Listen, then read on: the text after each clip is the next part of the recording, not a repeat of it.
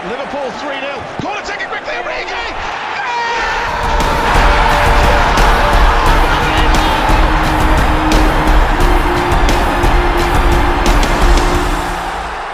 Salam sepak bola. Halo, bertemu lagi dengan saya Rizky Maheng yang akan mengulas berbagai macam hal seputar dunia sepak bola di sini.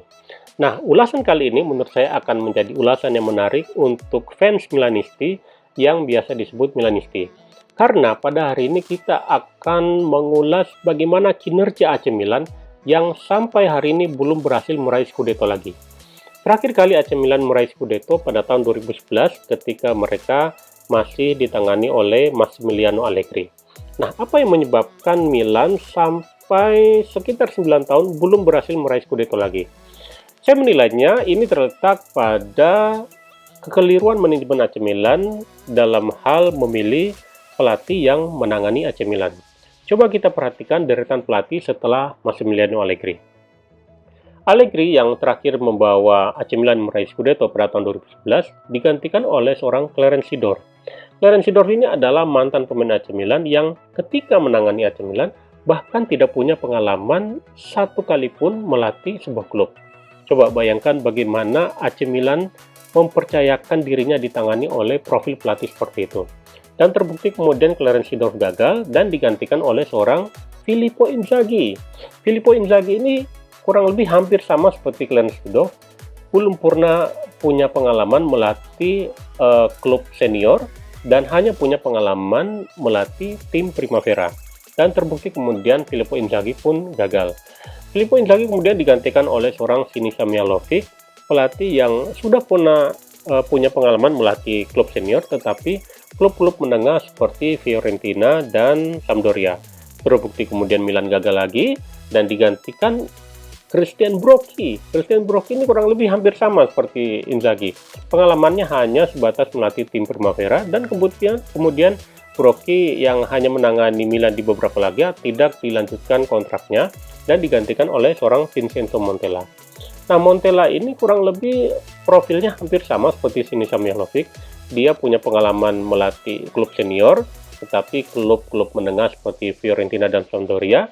Dan saya menilai dari sekian pelatih yang menggantikan Massimiliano Allegri, Vincenzo Montella ini adalah pelatih yang terbilang paling sukses kalau ukurannya adalah pada raihan trofi juara.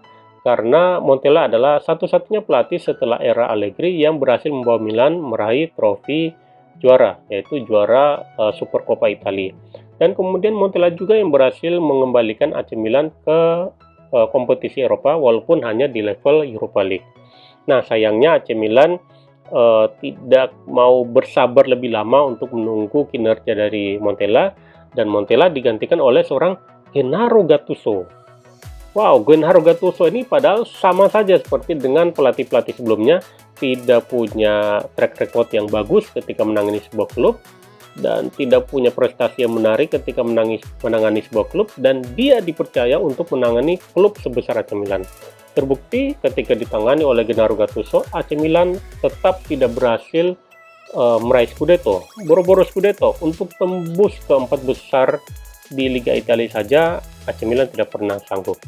Dan setelah Gattuso hengkang, digantikan oleh pelatih setelah Stefano Pioli. Stefano Pioli ini bahkan gagal ketika menangani Lazio, gagal ketika menangani Inter Milan, dan terbukti sampai kemudian kompetisi Serie A Italia dihentikan karena corona, AC Milan tidak dekat-dekat amat dengan posisi 4 besar.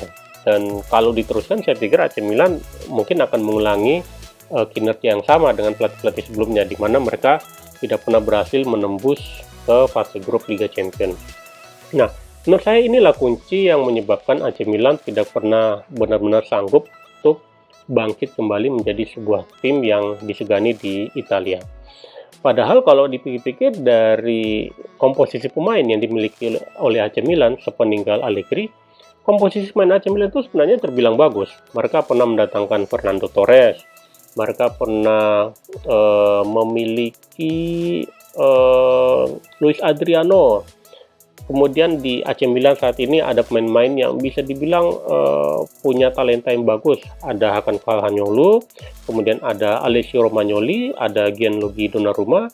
Kemudian AC Milan juga pernah memiliki seorang Andre Silva yang disebut-sebut sebagai penerus dari Cristiano Ronaldo. Tapi faktor kuncinya menurut saya adalah pada profil pelatih. AC Milan butuh pelatih yang hebat, pelatih yang memang sudah punya jam terbang tinggi, punya track record prestasi di klub-klub sebelumnya untuk mengangkat prestasi AC Milan saat ini. Dan itu yang sayangnya mungkin belum disadari oleh manajemen AC Milan. Nah, dalam hal ini saya melihat bahwa AC Milan perlu mencontoh apa yang dilakukan oleh Inter Milan.